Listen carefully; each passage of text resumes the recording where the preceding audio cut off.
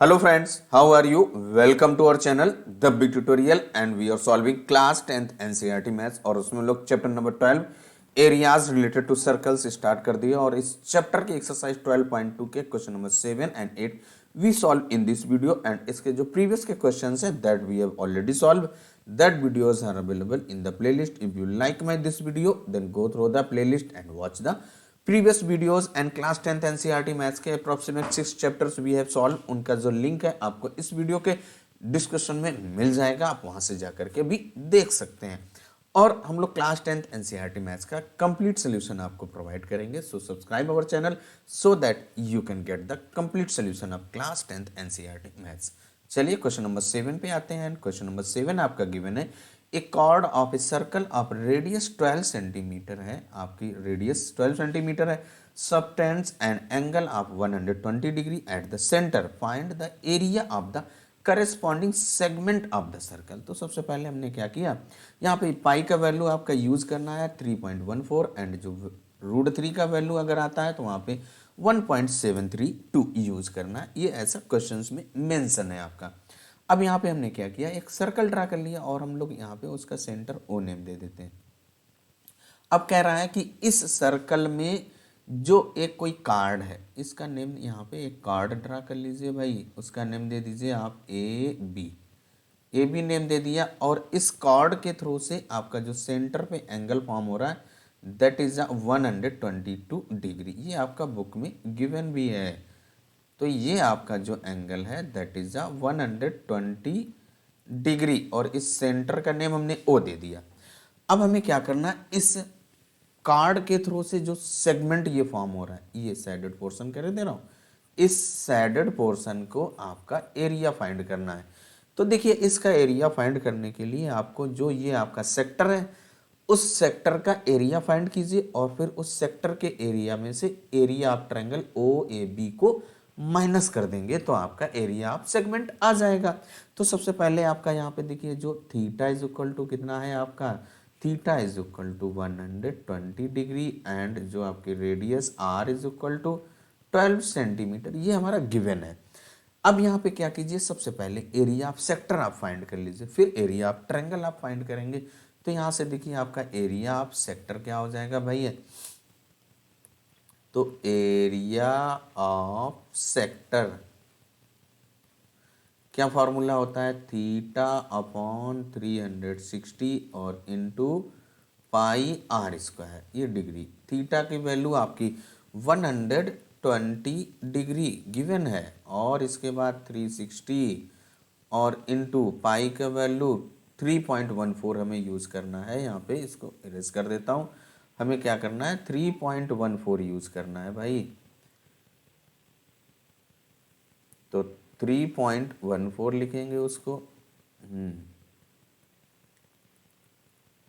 और into radius आपकी 12 given है तो 12 इंटू 12। अब यहाँ से देखिए आप सिंपलेस्ट फॉर्म में रिड्यूस कर दीजिए, 12 120 3 जा होता है आपका और 3 4 जा 12 आ जाएगा। अब इसके बाद क्या करेंगे, हम लोग इसको मल्टीप्लाई कर देंगे तो आपका क्या हो जाएगा 3.14 इंटू 4 और इंटू 12, इसको आप मल्टीप्लाई करेंगे। अब हम लोग जब इसको मल्टीप्लाई करेंगे तो आपका जो मल्टीप्लाई करने पे यानी 3.14 इंटू 4 इंटू 12 जब मल्टीप्लाई करते हैं तो हम लोगों का आंसर आता है 150.72 150.72 centimetre square. Area of sector तो हमने फाइंड कर लिया। अब देखिए क्या है, जो एरिया ऑफ इस ट्रायंगल का एरिया फाइंड करने के लिए आपको क्या करना पड़ेगा, हम लोग क्या कर रहे हैं, इस एक ओ पी या ओ डी जो भी नेम दे दो आप, इस एक परपेंडिकुलर यहाँ पर ड्रा करे दे रहे हैं, क्या करे दे रहे हैं, ए बी पे एक परपेंडिकुलर हमने ओ डी ड्रा कर दिया। ये एंगल 90 डिग्री का और ये भी 90 डिग्री का। देखिए ये 120 है तो जो ये आपका है यहाँ से एंगल कौन सा, ये पी ओ बी, ये आपका कितना हो जाएगा 60 डिग्री और इधर भी आपका ये 60 डिग्री हो जाएगा।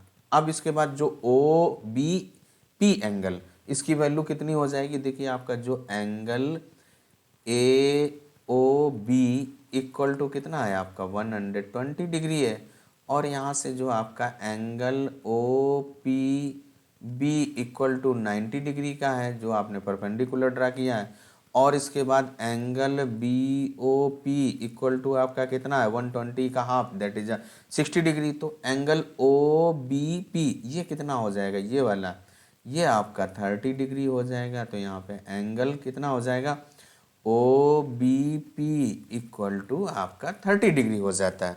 अब यहाँ से देखिए ऐसे ही आपका एंगल ओ ए पी भी, आपका एंगल ओ ए पी भी आपका 30 डिग्री ही होगा।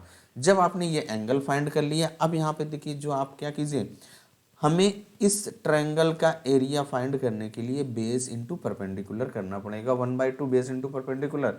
तो परपेंडिकुलर आपका ओपी है, इसकी वैल्यू फाइंड कीजिए, और जो आपका ये बेस ए बी इसकी लेंथ फाइंड कीजिए। तो उसके लिए हम लोग क्या करेंगे, थोड़ा सा ट्रिग्नोमेट्री के फॉर्मूले यूज करेंगे। तो in triangle O P B में, तो देखिए इन ट्रायंगल यहाँ पे आते हैं हम लोग, in triangle O P B.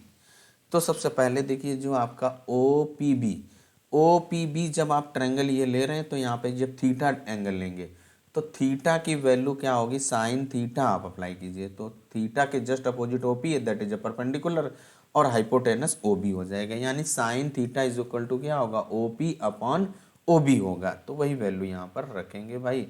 तो in triangle O P B क्या हो जाएगा, sine theta equal to O P upon O B, O B अब परपेंडिकुलर अपन हाइपोटेनस, तो sine 30 degree equal to O P आपका फाइंड करना है, और O B is a radius, तो 12 साइन 30 का value 1/2 and O P upon 12, यहाँ से आपका O P is equal to 12/2, it means O P equal to 6 आ गया। अब इसके बाद हम लोग क्या करेंगे, ए बी का भी तो लेंथ फाइंड करें। तो उसके लिए सबसे पहले आप पी बी की लेंथ फाइंड करेंगे। तो जो आपका ये एंगल कौन था, 60 डिग्री लीजिए, तो यहाँ पे कॉस थीटा अप्लाई कर दीजिए। तो cos theta is equal to, या साइन कॉस थीटा आप अप्लाई करेंगे, यही एंगल लेकर के आप साइन 30 ही ले लीजिए।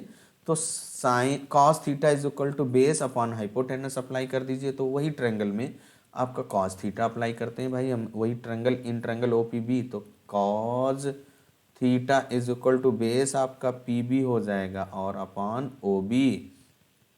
तो cos 30 equal to P B आपका कितना है, फाइंड करना है, और अपॉन 12 कॉस 30 का वैल्यू आपका √3/2 होता है, equal to P B upon 12। अब यहाँ से देखिए जो आपका पी बी का वैल्यू क्या आ जाएगा, P B is equal to 12√3/2, solve करेंगे तो 6√3 आ जाएगा। ये आपका पी बी आ गया। अब देखिए जो पी बी और जो आपका कॉर्ड सेंटर से कॉर्ड पे जो परपेंडिकुलर ड्रा किया जाता है, वो कॉर्ड को 2 इक्वल पार्ट्स में डिवाइड करना है, यानी कि पीबी का जो लेंथ हो आपने फाइंड कर लिया, इसका ट्वाइस कर दीजिए तो ए बी आ जाएगा। तो यहाँ से ए बी आप फाइंड कर लीजिए भाई। तो ए बी इक्वल टू क्या हो जाएगा आपका, A B equal to 2 into P B equal to 2 into 6√3, multiply कर दीजिए भाई आप। तो क्या आ जाएगा आपका, 6×2 = 12√3 सेंटीमीटर। आपने ए बी फाइंड कर लिया। अब यहाँ से एरिया आप ट्रायंगल ओ ए बी निकालिए। तो क्या हो जाएगा, area of triangle O A B क्या होगा, 1/2 into base into height, 1/2 into base आपका ए बी है, और इंटू हाइट आपकी ओ पी। देखिए आपका जो ट्रायंगल है, ये आपका ट्रायंगल बना ओ ए बी। यहाँ पे जो ओ पी, ये आपका ओ पी आपका परपेंडिकुलर, एंड ए बी ये जो आपकी ए बी कार्ड है, that is a base.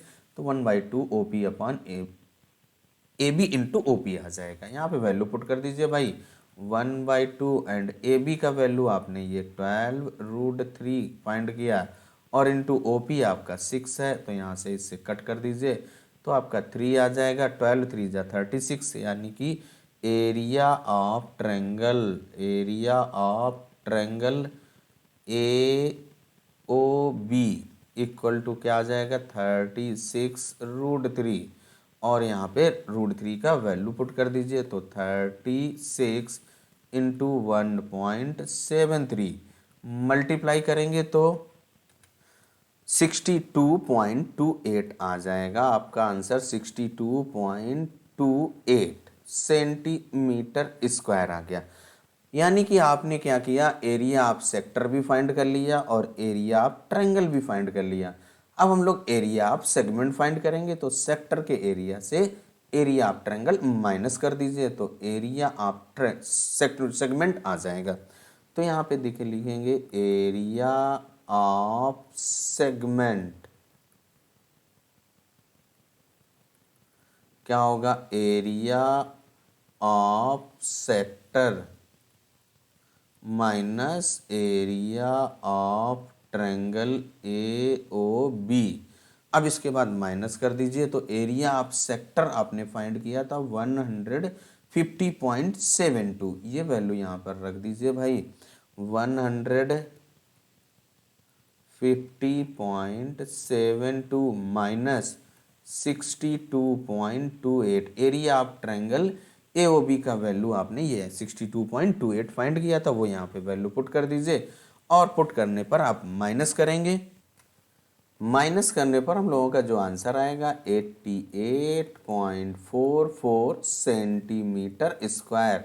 This one is our answer, यानी कि जो आपका क्वेश्चन नंबर 7 कंप्लीट होता है। अब आते हैं हम लोग इसके जो 8th पार्ट है। 8th पार्ट भाई आपका गिवन है, 8th पार्ट हम लोगों का गिवन है, a horse is tied to a peg at one corner of a square shaped grass field of side 15 metre by means 5 metre long rope. See figure 12.11। जो हम लोगों का 12.11 ये फिगर आपका बुक में ड्रा है और उसको हमने यहाँ पे एज इट इज यहाँ पे ड्रा कर लिया। अब यहाँ पे देखिए फर्स्ट पार्ट क्या है, द फाइंड करना है the area of that part of the field in which the horse can graze. देखिए आपका क्या है, ये आपका एक कॉर्नर पे यहाँ पे आपका क्या है, हॉर्स को इस पेग से बांध दिया गया। इस रोप की जो लेंथ है आपकी कितनी है, 5 मीटर गिवन है भाई। यहाँ से यहाँ तक का जो लेंथ है हॉर्स के, ये आपकी 5 मीटर है, यानी कि रेडियस आपकी हो गई भैया 5 मीटर। आर की वैल्यू देखिए ना, ये सर्कुलर पाथ को ही तो ट्रेस करेगा, उसकी जो रेडियस होगी दैट इज 5 मीटर।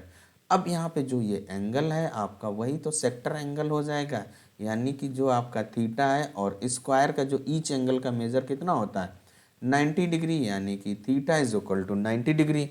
अब हमें क्या करना है, इस एरिया को जो ये आपका सैडेड किया दे रहा हूँ, इस सैडेड पोर्शन का एरिया फाइंड करना है। ये आपका एक सेक्टर फॉर्म हो रहा है और इस सेक्टर का एरिया फाइंड कर लेंगे और एंगल आपका ये कितने डिग्री का है, 90 डिग्री का है। तो इसका एरिया फाइंड करने के लिए हमें एरिया ऑफ सेक्टर अप्लाई करना पड़ेगा। तो एरिया ऑफ सेक्टर का फॉर्मूला क्या होता है, area of sector equal to होता है थीटा अपॉन 360 और इंटू पाई आर स्क्वायर। अब यहाँ पे इसकी वैल्यू पुट कर दीजिए, थीटा आपका 90 है और अपॉन में 360 और इंटू पाई का वैल्यू आपका 3.14 लेना है और इंटू रेडियस आपकी देखिए ना जो 5 मीटर से कट यानी बांधा गया है, तो 5 इंटू 5 स्क्वायर है तो आप 2 टाइम्स मल्टीप्लाई करेंगे। तो यहाँ से देखिए आपका 90 4 360 होता है। अब इसके बाद देखिए क्या कीजिए 3.14 इंटू 5 आप करेंगे तो आपका 25 आ जाएगा। तो यहाँ पे देखिए आपका क्या हो जाएगा भाई, इक्वल टू हम लोगों का आ जाएगा 3.14 और इंटू 25 और अपॉन में आपका 4 हो जाएगा। अब इसके बाद इसको मल्टीप्लाई करके सॉल्व कर देना है। तो जब आप मल्टीप्लाई करेंगे और सॉल्व करेंगे, जब हम लोग इसको मल्टीप्लाई करके सॉल्व कर देंगे तो आपका आ जाएगा 78.5 और अपॉन में 4 आएगा। और जब हम लोग इसको डिवाइड करेंगे तो आपका 19.625 आ जाएगा, 19.625 सेंटीमीटर स्क्वायर। यानी कि जो फर्स्ट पार्ट में जो हार्स के थ्रू से जो फील्ड कवर होगी दैट इज द 19.625 सेंटीमीटर है। आपका लेंथ आपकी मीटर है तो मीटर स्क्वायर लिख देंगे यहाँ पे।